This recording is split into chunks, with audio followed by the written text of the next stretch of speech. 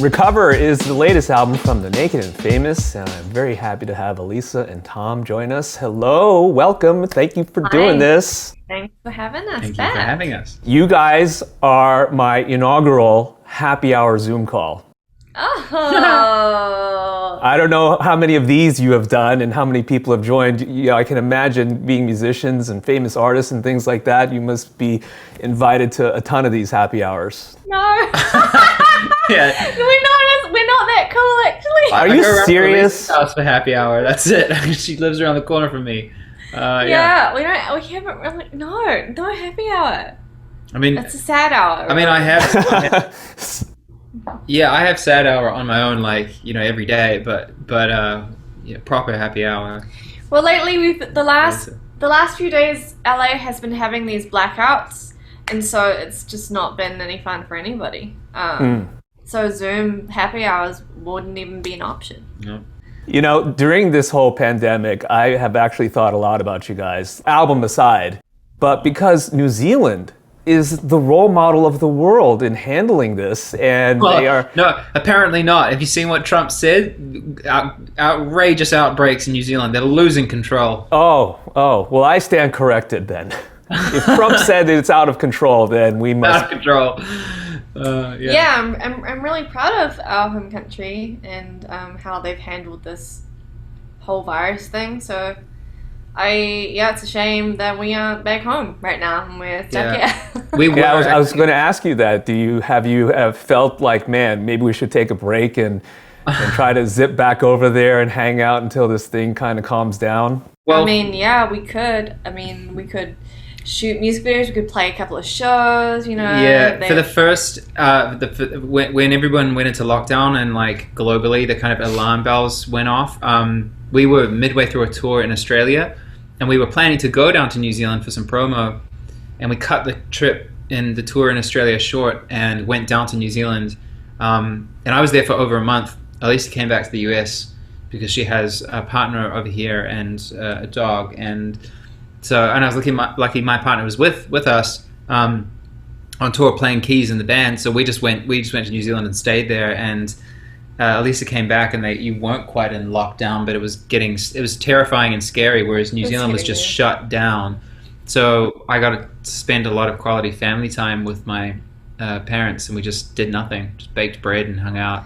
You're lucky. You're lucky you had that time. Yeah, so it was pretty crazy. Like, I got to sit through the New Zealand response, and Elisa's been experiencing the US response to it the whole time, and it's been pretty different experiences. Yeah. Although I came back after about a month when they went down to level 3. So here we are. You just released your 4th studio album, Recover. Congrats on that again. And pretty much 10 years since the release of your debut, Passive Me, Aggressive You. So it's kind of a checkpoint, 10 years. And so when you look at the work that you were creating then, your approach to songwriting 10 years ago, and even earlier than that, what do you think the biggest change is?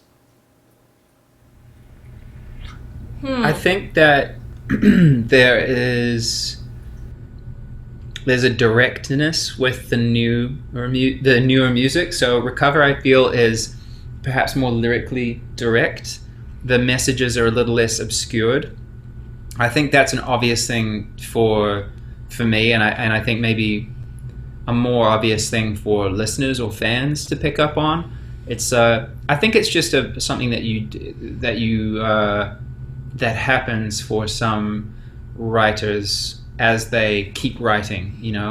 It's just developing a knack for trying to get a message across, and to speak less. Maybe there's maybe less prose, less poetry on the latest album, and it's even though maybe there are poetic statements, it's like there's kind of a focus on a message.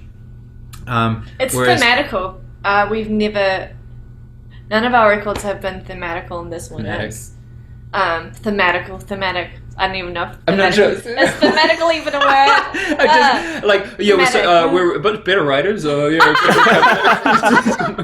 I'm not sure. You're making up words now. Shakespeare. I had you for a second, didn't I? Shakespeare. This record is thematic.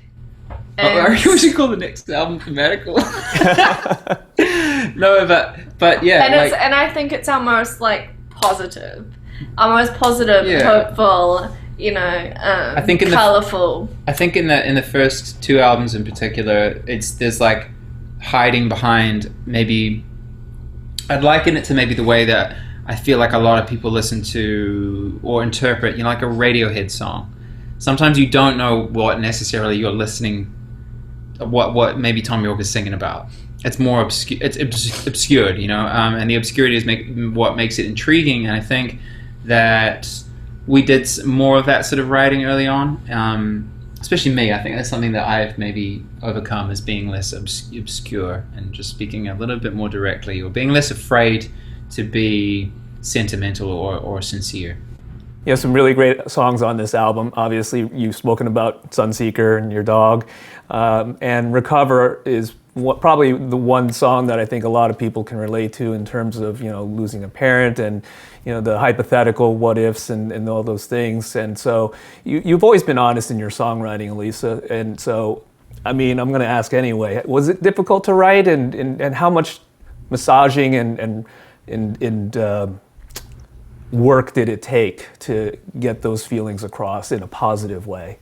This song, it was like I didn't even have time to think about what I was doing. It just kind of all spilled out of me. I was doing an errand.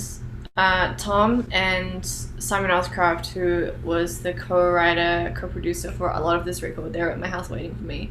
And the week that we wrote the song, I was just thinking about her a lot. She was just on my mind, and I remember driving home and just hearing this melody, I can't replace the loss of my mother.